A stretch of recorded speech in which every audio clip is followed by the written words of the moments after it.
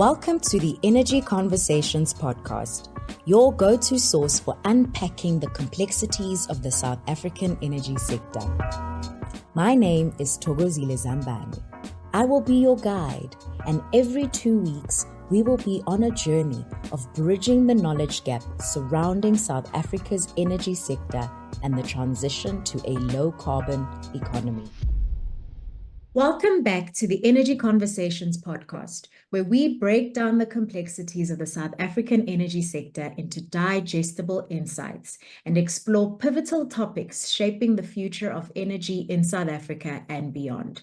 I am your host, Thokozile Zambane, and today we will be delving into the fascinating world of energy trading and the regulatory, technical, and market challenges that come with it. Energy trading is becoming a key part of South Africa's transition to a low-carbon economy, and it therefore becomes a very critical topic that ordinary South Africans need to understand and become aware of how this will impact them in their daily lives.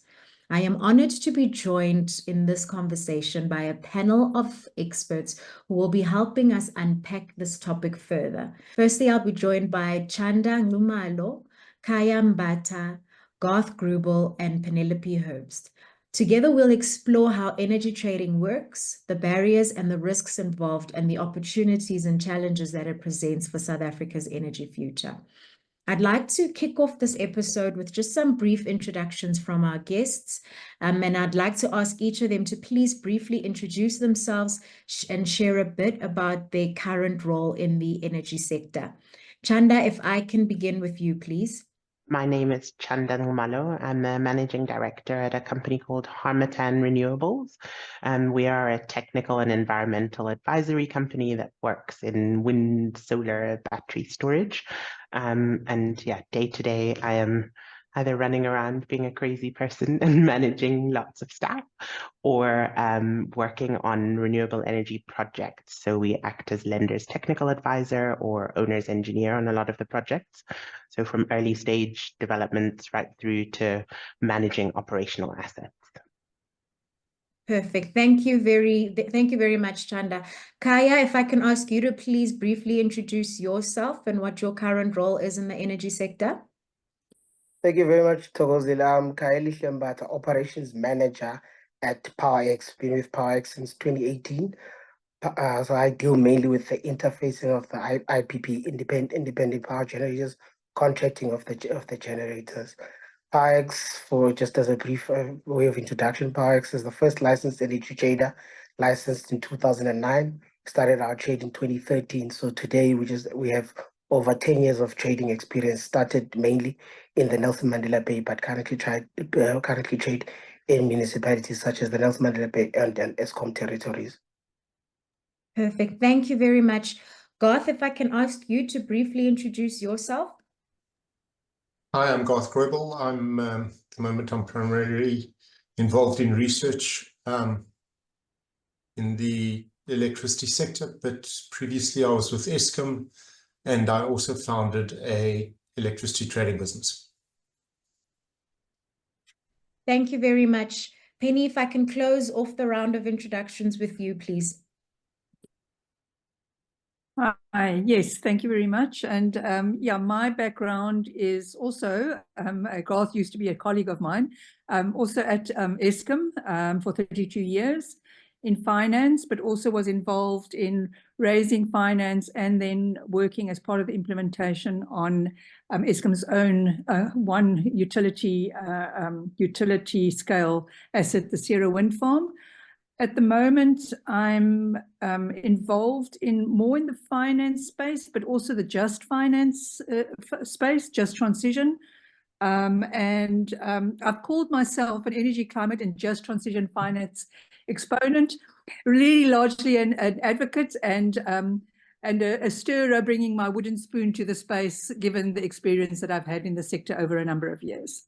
I'd like to kick off and really dig into this topic, but before we start, I'd like to set the stage and really have a look at the regulatory environment. So Chanda, as we delve into the mechanics of energy trading, I think it's essential that we understand the legislative framework that actually guides it. And I'd like you to please explain what is the current legislative and regulatory framework that is governing energy trading in South Africa. So in terms of the regulatory environment that we're looking at, there's a whole series of government departments, of policies, of regulations that govern the electricity sector in general, and then how energy trading operates. So we start from the newly formed Department of Electricity and Energy, which was obviously previously the Department of Mineral Resources and Energy. We have a recently refurbished new shiny Electricity Regulation Act. We have a regulator, the NERSA, the National Energy Regulator of South Africa, who operates in basically in an oversight role of the market. We have an integrated resources plan, which is slightly controversial, I think, if you look at what's happening in the market, but hopefully is going to be updated. And then we have a lot of programs that are looking at kind of renewable energy, both from a government point of view, but also from a private sector point of view. NERSA essentially is responsible for granting licenses, and we had, a big uptick in renewable energy a couple of 2 years ago when the licensing cap was raised. And so recently Envusa Energy, for example, has managed to get a trading license. I think in terms of the regulatory framework, there is a little bit of uncertainty in what is happening now because we're waiting. There are a lot of papers out for comment.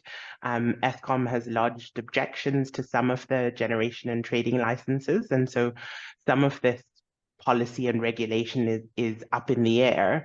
But what is happening is that wheeling projects, a lot of them bilateral, are closing and being built, and people are selling power outside of Eskom as the utility. So they're just being basically used as wires. Thank you very much for that, Chanda, and really giving us a sense of the regulatory gap. And as you rightly put it, there's some movement in this space, but there is also a lot of uncertainty with a lot of commentary as we are still looking at applications, as there are still objections. But I'd like us to really get into, and maybe just to provide ordinary South Africans just a sense on the technical side of how energy trading actually is working. Khaya, could you take us through the process? Maybe talk us through the mechanics of energy trading in South Africa, and how does the process of energy trading unfold from a technical perspective? Thank you, Thokozile. So it's purely premised on the concept of wheeling, what is called wheeling.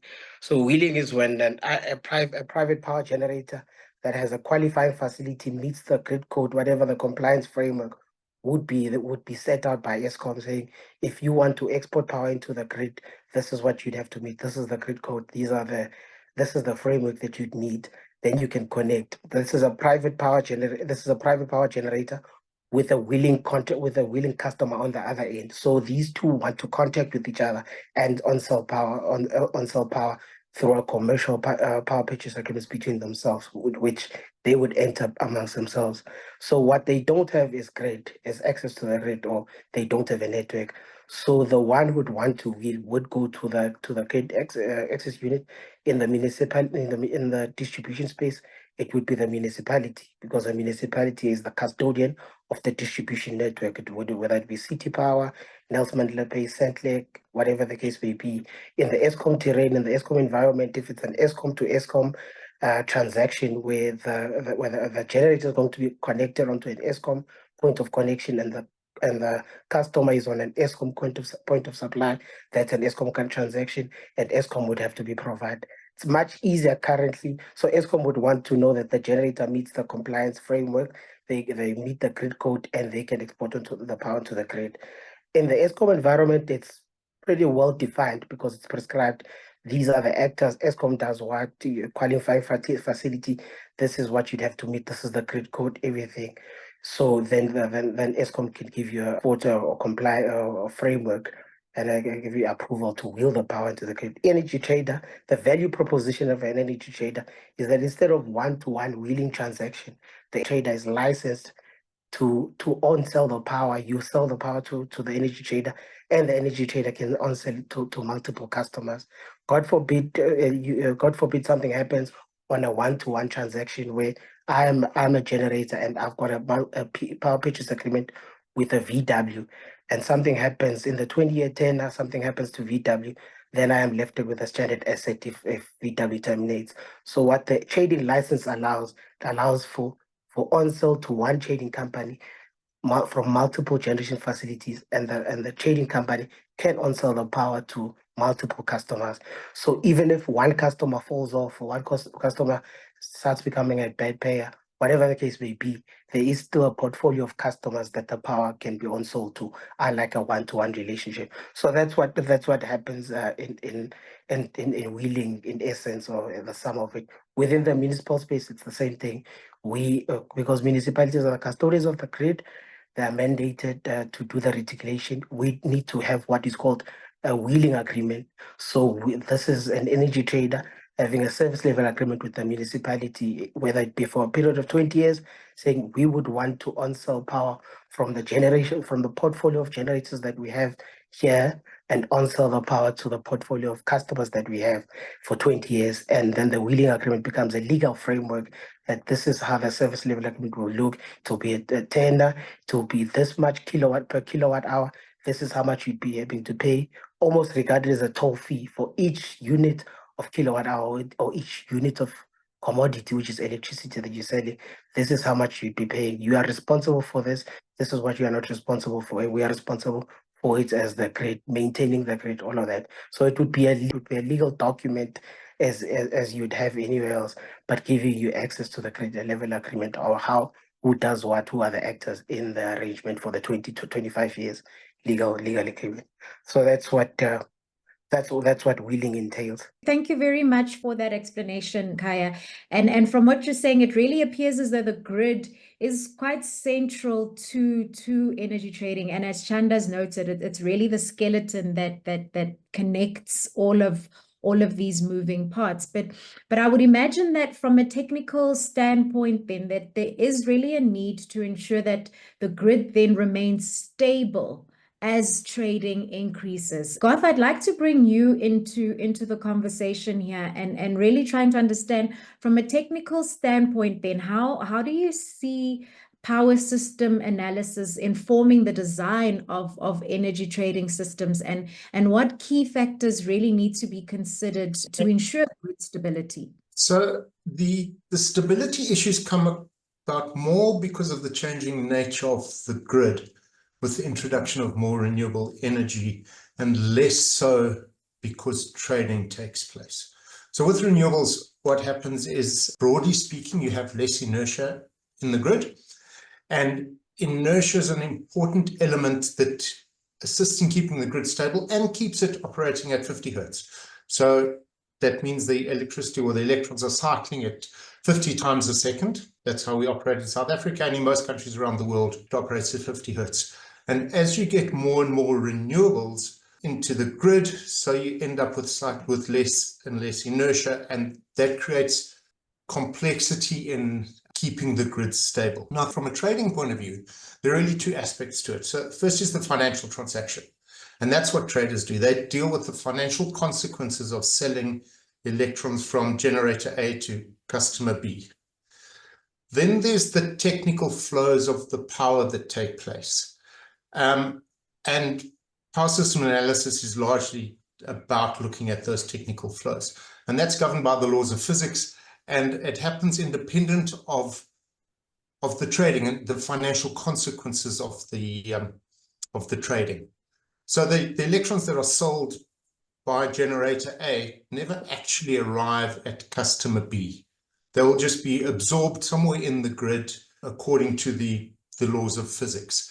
Now, there's certain functions that the system operator has to keep the grid stable, and these are generally known as ancillary services. So it can include things like providing fast frequency response or other voltage control that keeps and these are very short term, that happens in real time and often in milliseconds. Now, what the system operator needs to do is keep the grid demand and supply balanced in real time and operating at 50 hertz. Now, a trader might have certain assets in the portfolio that can assist by providing some of these ancillary services at a cost. So you could have what's known as spinning reserve. Think of it like a car that's just has its engine idling in the background, and you can pull off whenever you need to. You could also provide fast frequency response, which helps stabilize the frequency if it starts deviating, and it has to get managed within a very, very narrow tolerance around 50 hertz. And that you can do by having a battery, for instance, and discharging the battery into the grid. So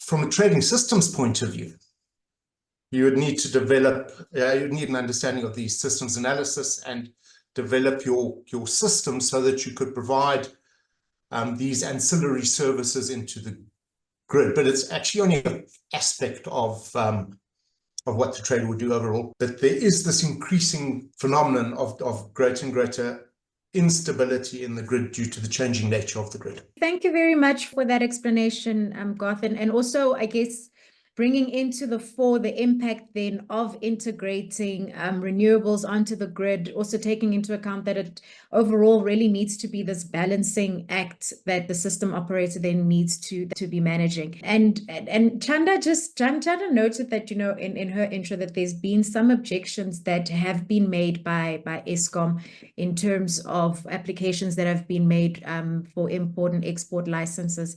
And Penny, you've also raised some objections and made some submissions in relation to these applications. And I'd like you to bring you then into the conversation. And in the context of your submission to NERSA, what are the most critical issues that then need to be addressed to ensure transparency and fairness in the issuing of energy trading licenses?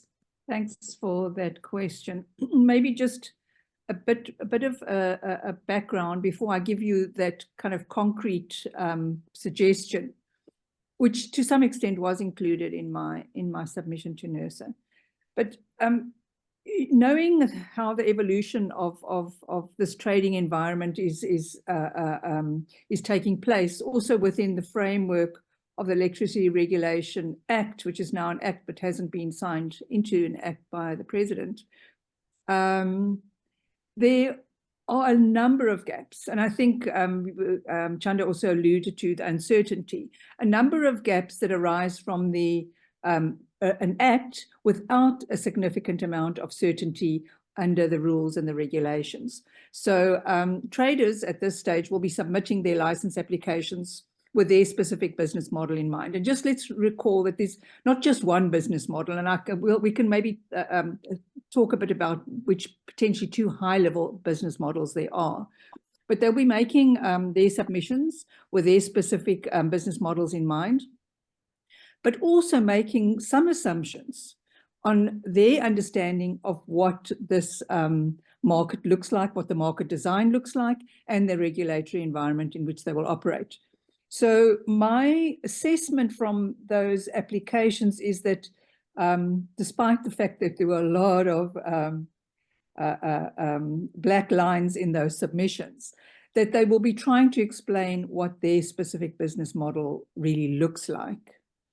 And by doing that, I think they're assuming that the regulator is going to go through that, understand those business models, and you know, make a determination whether that business model fits in with a rule or a regulation or process or pricing policy that exists, which actually doesn't exist, all right? So those rules, regulations, the market design doesn't really exist at this point in time.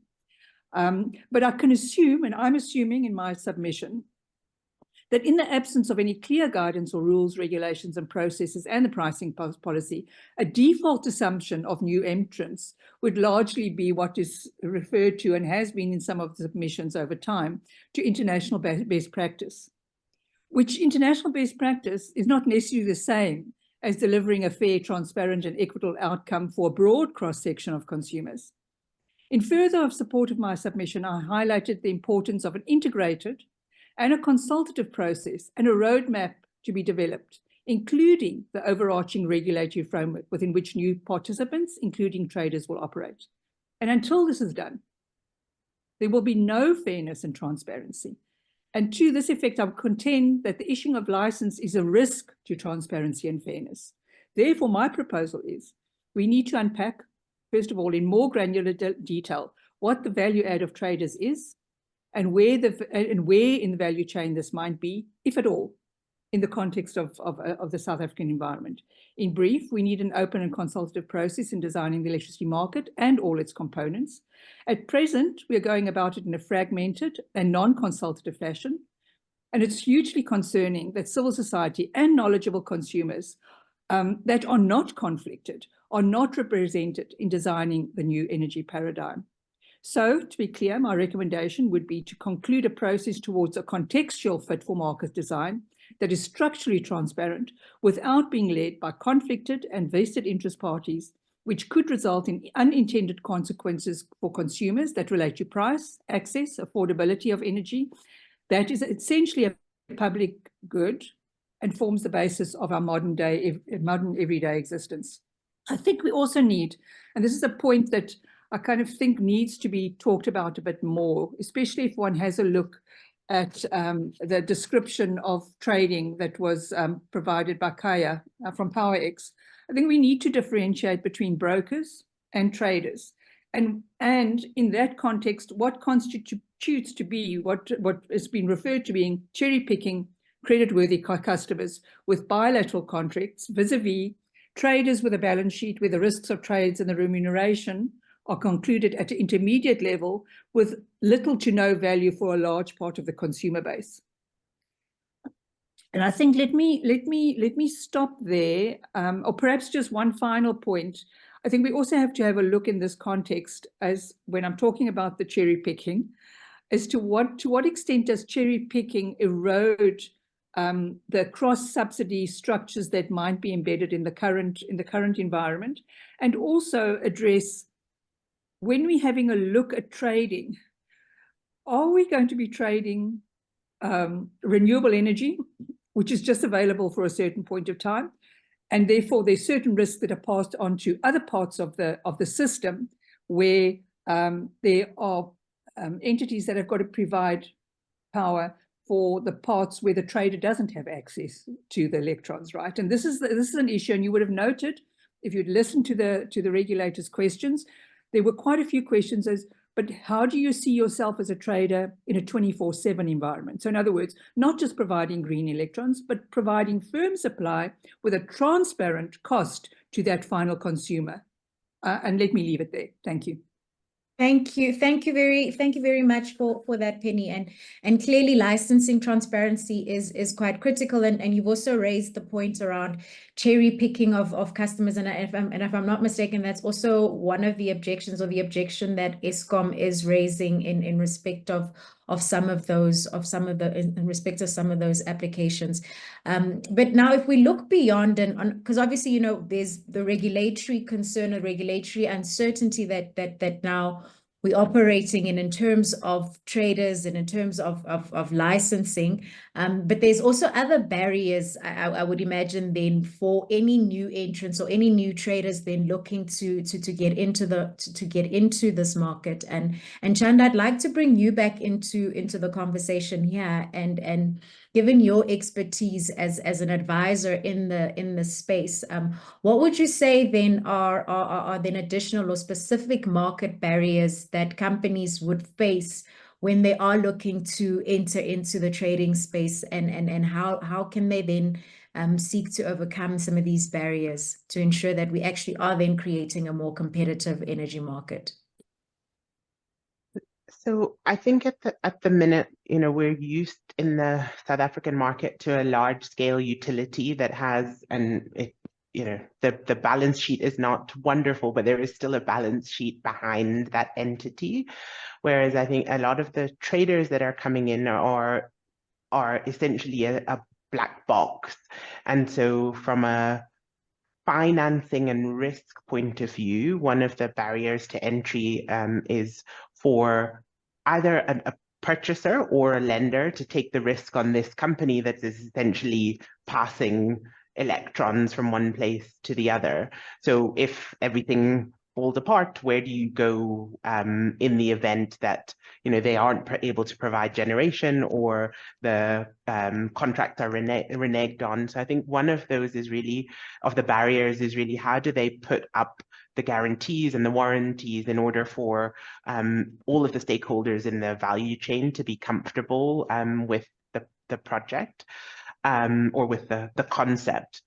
I think the other thing that we've really underestimated with the whole thing is that you still need generation, and you need generation projects to be built, which is something that will take time, and you then still have to go through the standard project finance process in order for those projects to be built and the electrons to then be connected to the grid and then wheeled in this financial transaction. And so for me, I think the barriers are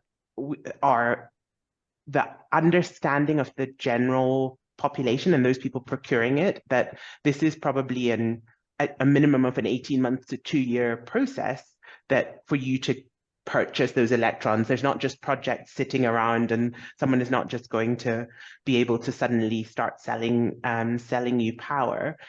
I think then, and we've touched on Eskom's role in all of this. There's obviously a lot of constraints currently around capacity on the grid, and so if we're adding in more generation, and I think this talks a little bit to what Penny's talking about, we're adding in generation that's then used by a certain segment of society and essentially using up the capacity on the grid, and until there's more investment in the transmission and distribution infrastructure, we're always going to be constrained as to how much generation we can put in there. The last then I think I'd say is also, or similarly, around Eskom, but more looking at then that market volatility and this uncertainty. So obviously, if you're going to invest in a business or build a business, you want some level of certainty as to what your revenue streams are going to look like, what are your cash flows going to look like. And I think in the current environment, there is a level of uncertainty, a level of volatility in the market, with the Eskom splitting into different departments and this new market code. So a lot of moving parts, and so then difficult for stakeholders and players to understand what is this going to look like in 6 months or 5 years. I think those are probably my thoughts. Thank you very much for that, Chanda. Khaya, I'd like to bring you back into the conversation, and obviously from an electricity trader's perspective. Chanda's touched on and spoken around the market volatility and uncertainty that we're currently facing. How do traders manage these risks? How do traders then manage the risks and uncertainties in energy trading, particularly also when dealing with the fluctuating nature of renewable energy sources, which Garth also alluded to in terms of their impact on the grid? Thanks, Togo, for that. Maybe I just quickly go over how the trading platform or the operations actually how it manifests. So the qualifying facilities. So this trader would be buying power from a book of customers from particular generation fleet. Maybe let's say 5 facilities through its trading license that allows them to do so, and on selling it to multiple customers, maybe 10 customers, whatever the case may be. So it's buying, it's measured, verified by Eskom what is being put into the grid at the point of connection that is being allocated to PowerX. So at the end of the billing month or the billing period, when the new billing period starts, that Eskom, so there is no infrastructure change to the customer, whether it's within a municipality or Eskom or the utility would still give them the bill, and there would be an offset. So this is what, on a time of use basis, this is what was provided. This is what was transmitted through the utility grid or distributed through the utility grid, and there would be an offset of what now the trader claims with the associated wheeling fees, whatever the costs are that the utility would take. So there is still an income, it's not being done at no revenue to the utility. So there is still a wheeling charge or wheeling fees that are charged by the utility. And municipalities, it's on a case-by-case basis. What you'll find that at Nelson Mandela Bay, what Nelson Mandela Bay charges for per kilowatt hour through their network that is being wheeled may be different to the city of Cape Town, whatever the case. I know NECOM is working at formalize it and standardizing all the wheeling charges and the wheeling framework. So no one customer is taken off the grid. So when you talk about uncertainties, no customer is still taken off the grid because of the inherent risk that may come with power being intermittent. And maybe just to separate it as well, wheeling as a concept, it's technology agnostic. So we're not talking about wheeling of solar, wheeling of hydro, wheeling of any particular technology. It could be wheeling of a nuclear power plant. For argument's sake, it could be wheeling of anything. It's just that, like, for the particular company I work for, our value proposition is that we wheel what the requirement we saw in the market, or the gap that was not being catered for, is electricity, renewable energy. So that's why our value proposition is to give customers that, because when you get power from Eskom, you don't get anything. As Garth says, the grid doesn't discriminate. When power is into the grid, it doesn't. A fridge that you're using at home can't discriminate if the power is green or not. When the power is into the grid, it's into the grid. But because of the demand that you created, there is a renewable energy certificate associated with that we give to all of our customers, especially our multinational customers. That requires this as because of their Vision 2030 and the reporting targets, they do utilize these renewable energy certificates as a marketing tool, as a reporting tool to wherever their sustainability goals are. So yes, it's correct. It's not embedded, it's not going from a green source directly into you, but you create the demand because of the procurement and the offtake that you give and you secure to the generator. You are responsible for the plant and you do get that benefit. So there is with regards to the uncertainties, there are no minimums. In the PPAs, it would be smart of any trader, if you are trading mainly in renewable power that is of intermittent nature or is non-dispatchable, you probably wouldn't want to get into contracts with minimum power, because if the sun doesn't shine for 2 months, then you've got a contract on the other end with a minimum power supply, and then you may find yourself at a risk of having to pay penalties because the customer says, but this is what I've reported, this is what I've forecasted. So you'd rather not get into those minimum supplies. And the biggest risk to a trader, the biggest risk is on the other end, is when your load, because the value of a trader is to balance the load, the demand and the supply. You don't want to misalign that. So you don't want your load to be significantly more to what you can give. The biggest risk is that if your supply is more than your demand, then you may be sitting with a bigger problem, because now you're sitting with power that you have requested generation for, but you can't allocate, and that becomes what Penny was talking about. That becomes unsustainable trading, and that probably you'd have to get some. I don't know if that can be regulated, as that is a case where that trade won't happen for too long, or that trader won't exist for too long. So the uncertainties are manageable. So what I'm trying to do, just getting it back to, if the trader knows what they're doing and they're a responsible trader and they can do the management or the alignment of what the demand is as versus the supply, obviously the customer would still be grid tied. So whatever portion that the trader doesn't supply in green, they'd still be getting the power that is not augmented. They'd still be getting power from the supply of last resort, which would be Eskom. And the conversations, we note the conversations that are happening, that Eskom, the utility, wherever, it would still be there as a backup. And maybe they need to be compensated in a commensurate way, that they are still the supply of last resort. And should the intermittent power that you're getting from your trader or whoever the trader is, we still are there. And that's the conversation we should get to, that what is that number? What is that magic number? What is that fair compensation as a supplier that needs to be there of last resort?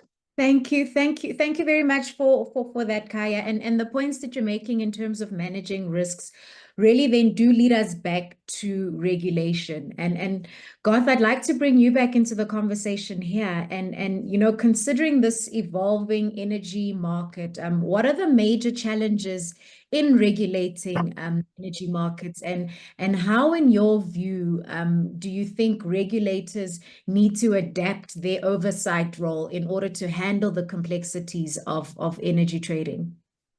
So this industry, both domestically and abroad, is going through an ongoing redevelopment, I suppose, and expansion. And so there are new issues that are coming up all the time, and they have to be dealt with. But I don't think, and certainly from a trading point of view, I don't think it raises any massive complexity that has to be dealt with. The role of the regulator is clearly very important. But on top of that, I think there needs to be a really strong policy document that describes the industry and how it's going to look. And then all the participants can align in terms of that document.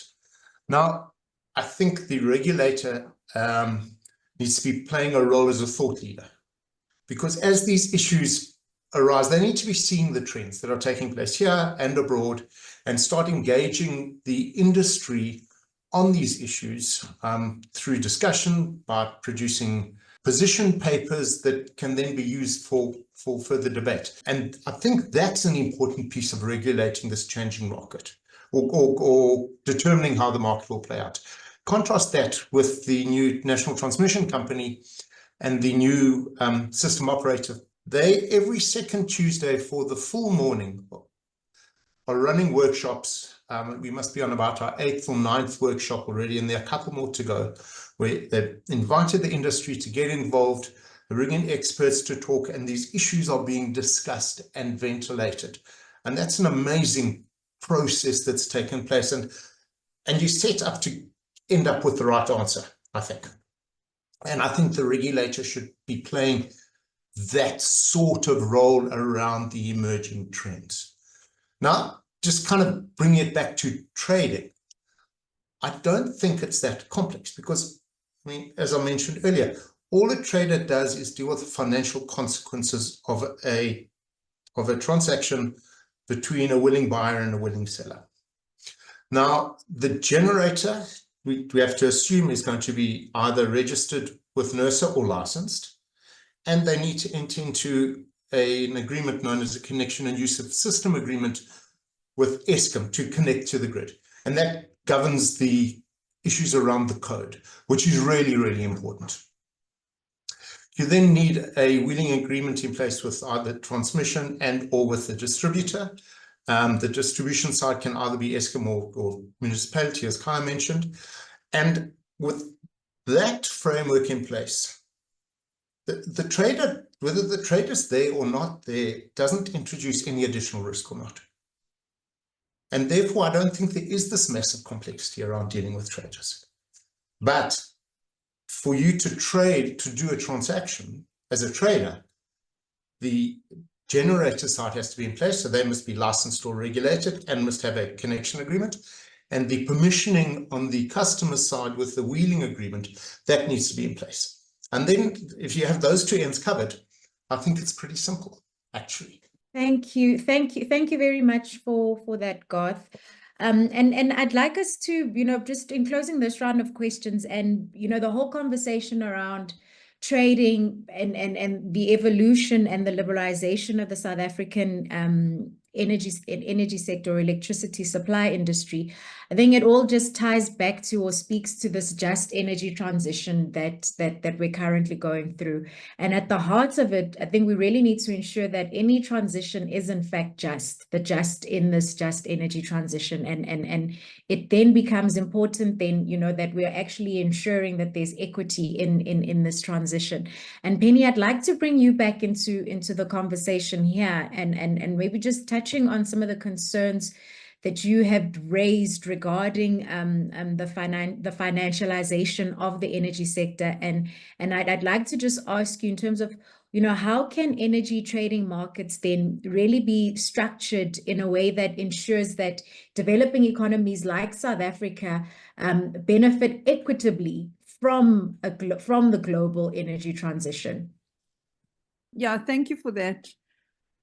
I think there's so many elements of the justness of the transition, right? And to kind of let's say limit the extent of the justness to this trading conversation.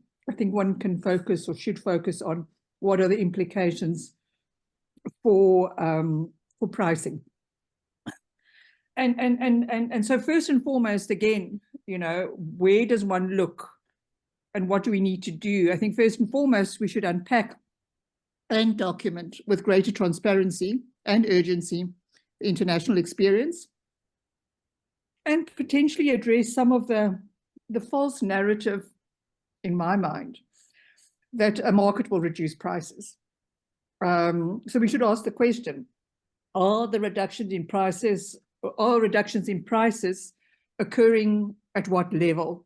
So if there's a reduction in price, and you'll see, internationally, every now and again, there's been prices are at zero, and then you go and you analyze, but who's benefiting from that zero price? It's not going down to the consumer. It's actually those benefits of those prices are stopping at the trading/intermediate level. So I think we need to ask the question, where do those reduction in prices occur?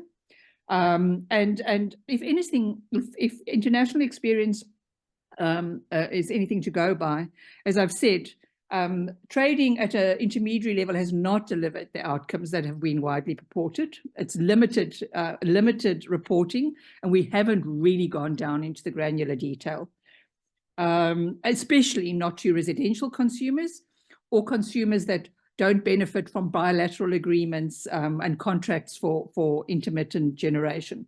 So and I differ a bit with Garth in the sense that it's all very simple. I don't think it is. I honestly don't think it is. And I think that's why I think there's a greater level of unpacking that needs to be done. Thereafter, we can decide whether a trading market can be structured to address the flaws as evidenced in international experience. But introducing trading for trading's sake is not a solution to energy access and affordability challenges. And for me, the jury is still out as to whether that even enhances the security of supply. Traders generally do not have assets, and they can simply leave a gap in the market if they feel that the opportunities aren't there. And the market, in its essence, as we all know, is a zero-sum game. There are winners and losers. So there's not necessarily a consumer mentality when we talk to traders, because traders will do what traders do best, use the opportunity to make profits. US regulators actually, in some of the trading webinars that NERSA has run, some previous US regulators have cautioned about the impact and consequences, and cautioned that if there's no appropriate framework for the regulation of traders, there can be dire consequences. And I think they did cite the California crisis at some stage, and also questioned about the off-balance sheet structures that traders use. In other words, do traders really have a pure trader, a trader that's a trader, do they have the balance sheet behind them? And even in those submissions that we saw from the regulator, it wasn't clear whose balance sheet was being put forward, because I think even some of those submissions were a bit confusing, because they talk about trading and balance sheet, but at the same time, they're talking about bilateral contracts. I mean, I think we must decide who is what and where things are fitting in, because the market is not clear. And I think even if you have a look at the Electricity Regulation Act, it talks about a transition over time. So I think what we're seeing is that a lot of market entrants, and this doesn't go to the justness, right? A lot of those entrants are coming in saying, okay, well, I've got a good relationship with consumer A, and I can speak to an IPP, and I can get an IPP to provide me as an intermediary those electrons, and I can give it to this off-taker. That doesn't constitute, in my opinion, a market. it constitutes, I think, quite rightly, what Khaya was alluding to. It's actually a wheeling transaction. It's not necessarily a market transaction. And the further we go down the line of allowing these one-to-one bilateral contracts, the less of a market there actually is. So what is left of that market and how that market is going to unfold, I'm not sure. You know, in a market environment, there are also no requirements to pass profits. If there are profits to consumers, it's a trading mentality, as I said. In my final comment, I'll also highlight some quotes from the EU experience. I'll not raise it here because I know I've got limited amount of time.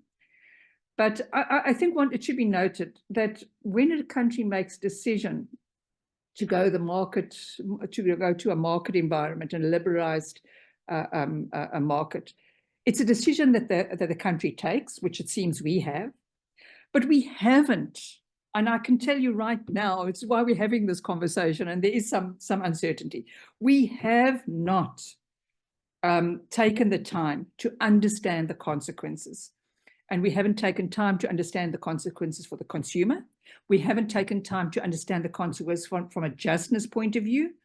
And we haven't taken the time to appreciate the different models and the different business models that are being put forward, and who is going to take what risk as this transition unfolds. Let me leave it there. Thank you very much. Thank you for that, Penny. And you've raised a very important point around energy access, and I guess specifically electricity, access to adequate electricity, which I'd like to unpack a bit further. And Chanda, I'd like to bring you in here and just gather from you, what role do you think that energy trading can play in addressing the energy access gap in South Africa and broadly the rest of the continent? And how do you see this contributing to long-term socioeconomic development? A pretty big question. So, I mean, look, across the continent, the number seems to stay similar every time you talk about it. But I mean, so if you're looking at 600 million people that don't have dependable electricity, I tend to agree with what Penny's saying, that I don't think that in the current setup that energy traders are necessarily set up to plug this gap or to deal with this issue. I think a lot of them were operating on kind of a business to business more than a business to consumer. And I think what is missing is the space between the large scale utilities and more distributed off microgrids and setups that are slightly off-grid. So utilizing renewable energy to actually provide access to communities that are not going to be reached by an extension of, you know, the 400 kV lines across the country ideally at a lower cost, but still having access to electricity. So I don't know that the current version of energy traders are really the people that are going to solve that problem. There are other entities that are coming into the market, and most of them are at the transmission level, but like GridWorks and companies like that who are looking at extending lines and working in the transmission space. And I think outside of South Africa, there's a lot more work happening in the mini and microgrid space to provide access. But I think it's a long, slow process because the ability to be profitable is much more difficult given the scale and the volumes that you're able to sell. Yeah. Thank you very much for that, Chanda. And Khaya, perhaps a good point to then bring you back into the conversation and to hear from you. How can energy traders ensure that their operations do align with South Africa's broader goals of sustainable development and energy equity, and particularly for under-resourced communities? I don't think the proposals put forward by Chandra and Penny, I don't think the trader model is the solution that is solutions associated with the trader model. I'm usually exclusive now that if those ones are taken ahead, now that trader model is not a solution. I think it has its own value, its own space, and its own solution or set of problems or challenges that it addresses. And Peter, I think there's a bit of a reduction of a trader to just being a broker, as in we just sit with laptops at the center and we're just a broker or middleman. But yes, I do concede most traders. In fact, it's different now with the applications. You would have seen the new applications. They come in with their own fleet or with their own generation assets. But typically, the conventional route is most traders don't have their generation assets. And that's why we have a trading license, because the trading license allows us to buy from multiple facilities that we don't own and on sell that power there. But there are, even though there isn't any physical investment to that, we are on we on 20 to 25-year PPAs with these entities, take or pay. So as the generator has generated that and has put it at the point of connection at the meter, the responsibility is that of a trader to buy that power. So there is that responsibility. So which wouldn't be a responsibility of a middleman. We can't just up and leave that responsibility. Chandra also mentioned guarantees. Traders do set up guarantees or put guarantees in place. I'm witness to this at PowerX where I currently work. We put up guarantees anything from 9 months to 15 months, and that's a massive investment that we are putting up, saying that guaranteeing that your power will be sold if there's a dispute or if there's any non-payment or default and we don't pay on an undisputed invoice or amount, there's recourse for you. So this is a large sum, wherever would be taking it or whatever instrument would be getting to guarantee that. So it's a bit reductionist to say to kind of allude that traders are just sit in the middle with a print and just print out invoices or just trade the power. So there is some investment there in terms of guarantees and in terms of the commitments that we have in those PPAs. Uh, and the biggest colleagues, what I see, PowerX, we've got a pipeline of 2 years, 150 megawatts that will be put into the grid. These are transit. We currently have a contracted capacity on our books of 35 megawatts. These are CNI investments. This is electricity, almost 200 megawatts that is going onto the grid that wouldn't have reached, probably or most likely wouldn't have reached financial close if government I'm just saying we can't rely on government as the only solution. These are transactions that have been based off PowerX transactions or PowerX balance sheets or PowerX undertakings or whatever instruments that were used. It's 200 megawatts into the grid that we are talking about. So how they get to that, I think it's a discussion that who does it serve? But for the customer base that we are currently serving, it gives them discounts and it incentivizes them to stay in South Africa, where in other cases they had to seek their own interventions, whether it be going through an embedded solutions where they would have grid defected anyway. So we've managed to say, okay, in Nelson Mandela Bay, wherever you are, you can still get green power, you can still get alternatively priced power through a trader, and the trader ensures that these transactions are realized through their balance sheet, through whatever undertakings they can do. So I do think there is a value for trader. There is power being added to a trader. Maybe the broader conversation can be opened up that at what point does it start serving the different LSM, getting to that different LSM? Because I do agree it could be the multinationals currently, but whoever we are giving power to, we give them at a discounted price, because the generation that we are onboarding isn't generation that is burdened by your ESCOM, your whatever malfeasance, inefficiencies that are from ESCOM. So we are seeing a reduced rate from when we started in 2013, when we started trading. The rates at which we were buying power at compared to the rates that we currently buying power at, we are definitely seeing a benefit in terms of the discounted costs and what we can give to the customer. And maybe it's an open discussion how we can now extend it to a different customer contingent, instead of just saying the trader model can never service this customer segment. because it can, because we are getting sourcing power from cheaper alternatives, cleaner, even if that customer contingent has the need or realizes the need to have certain certificates or reporting standards.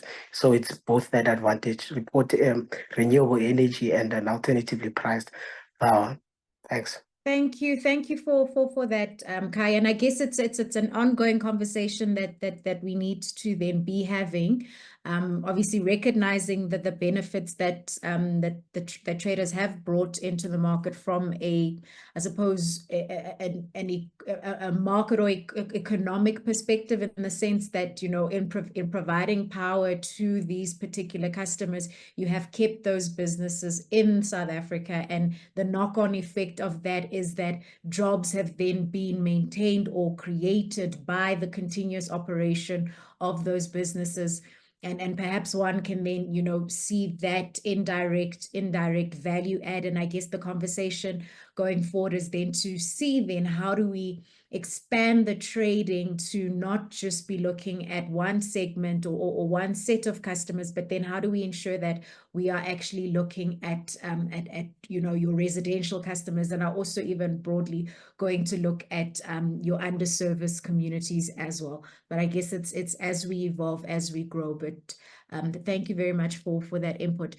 Garth, I'd like to, you know, in closing off this round of questions, just ask and bring the question back to, again, the technical aspects of it and the power system analysis in itself, and just ask of you then, you know, as more traders and more players are then entering into the trading space, how can power system analysis be used then to prevent potential grid overloads or inefficiencies, and what technical safeguards are critical then for ensuring system reliability?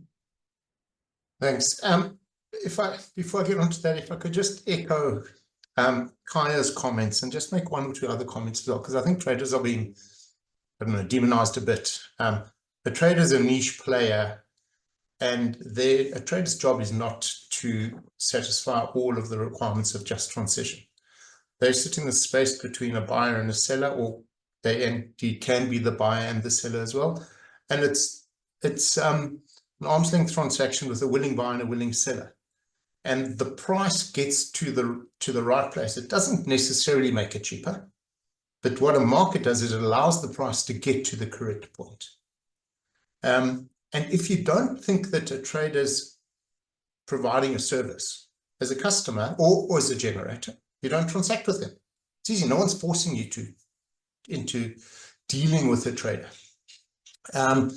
Ultimately, the market will develop, and I imagine that traders or retail operators will start operating in the market. And again, if you want to get to a broader community or a broader number of residential households, the trader will have a role to play there if they're providing value. And if they're not providing value, then the business model doesn't work, and they'll fail, and they should be gone. And so the kind of market mechanisms will work its way through there. And I think those are important points to make. But then kind of back onto the system stability. I mean, in partly it relates to trading. So one of the comments, a point Penny raised earlier, she said, what happens when the trader, particularly if it's renewable energy that they're supplying, if that energy isn't there? Either it's at night and it's a solar provider and there's nothing at night, or, for instance, cloud cover comes over and the solar plant starts operating, and now that customer who had bought that power doesn't have the power from that plant. What happens then? So right now, Eskom is used as a type of battery. So the customer just continues drawing power that draws it from Eskom. Now, if you look at the price of the renewable energy being supplied to the customer, it ignores the expense of having power available in the system for that customer to draw. So that for the customer to access Eskom as a battery, Eskom has to hold that power available instantaneously, because remember, you've got to keep the market in demand-supply balance.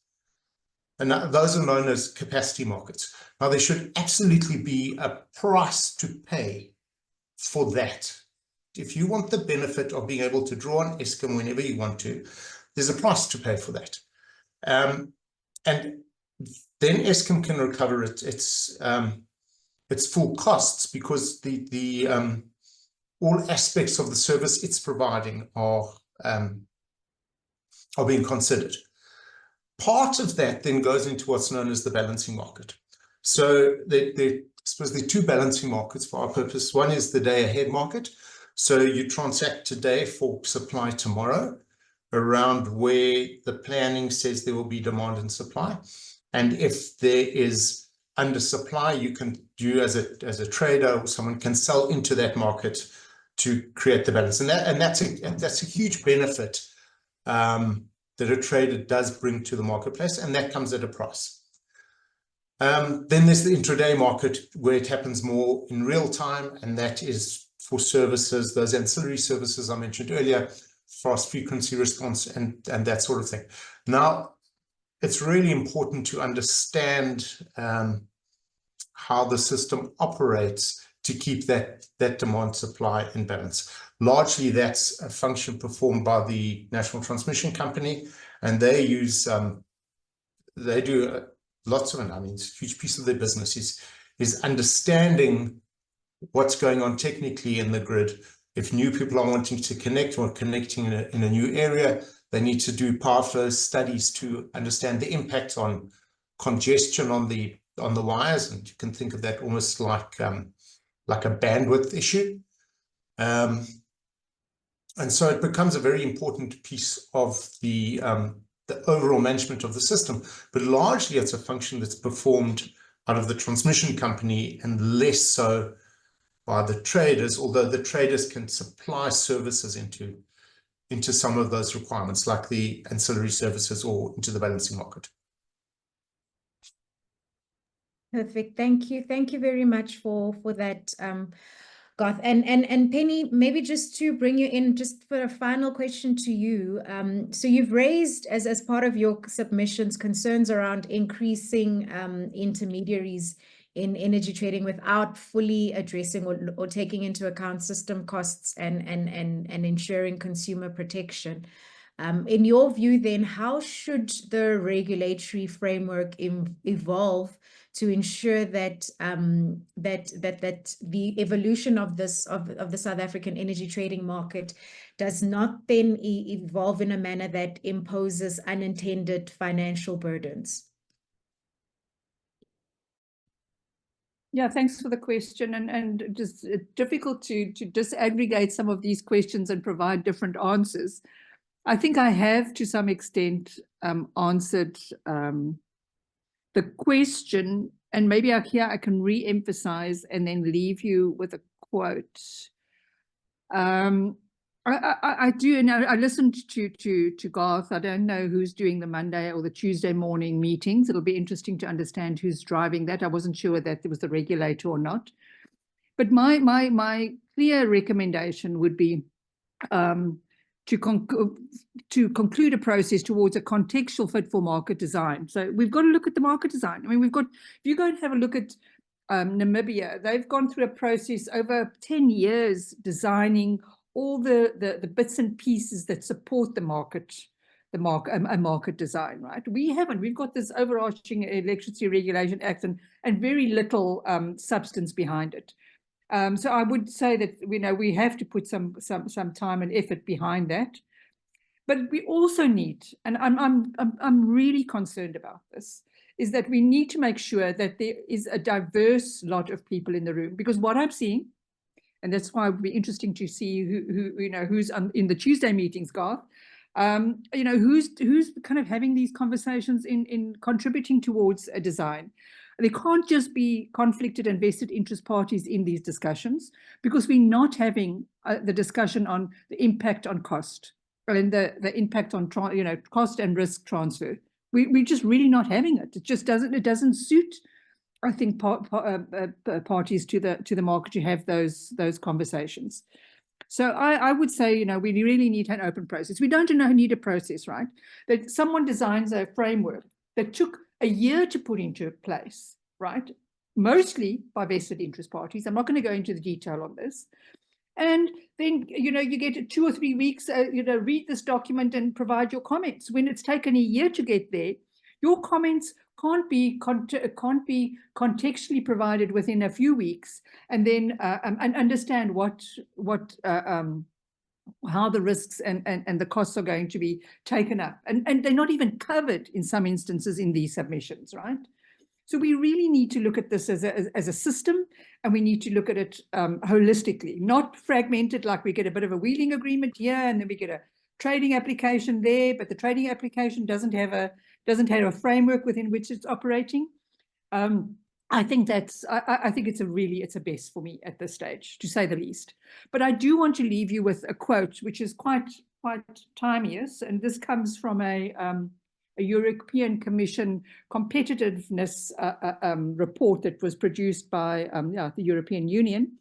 And I took out, conveniently, Garth, sorry, I was a cherry picking here, but this cherry picking, I must tell you, is not just cherry picking for this. I've done an enormous amount of research on this subject, which is why I'm so passionate about it. But let me just read you a comment from the European Competitiveness Concern report that came out 2 days ago.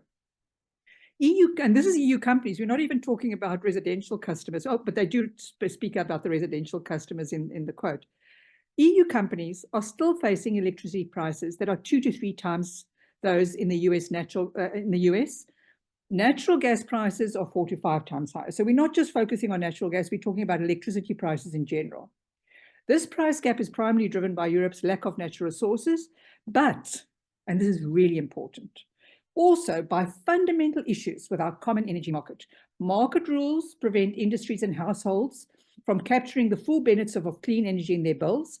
High taxes and rents captured by financial traders raise energy costs for our economy. Now, this, Garth, I can hear you kind of saying, no, let's not demonize traders any further. But it does, that comment goes to a lot of the research that I've given. And I'm sure you can give research that has the other side of the coin, but somewhere there's got to be a balance. And I find that the balance just does not exist at the moment. Thanks. Thank you. Thank you for that, Penny. Clearly, a conversation that needs to continue. There's a lot of differing views on it, but thank you to you all for really participating in this conversation. And that brings us to the end of today's insightful discussion on energy trading in South Africa.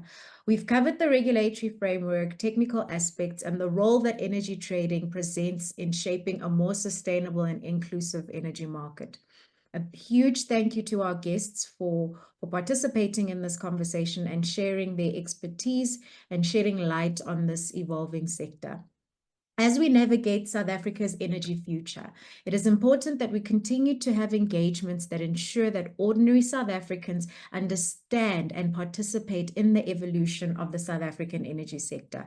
Thank you for joining us on this episode of the Energy Conversations podcast. Stay tuned for more episodes as we continue to explore the complex and exciting world of energy. Until next time, take care and let's keep the conversation going.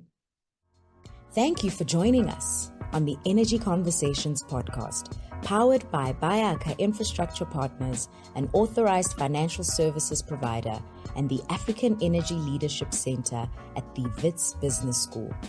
Together, we are committed to empowering communities and fostering meaningful dialogue around the South African energy sector. Remember to subscribe and let's shape South Africa's energy future together.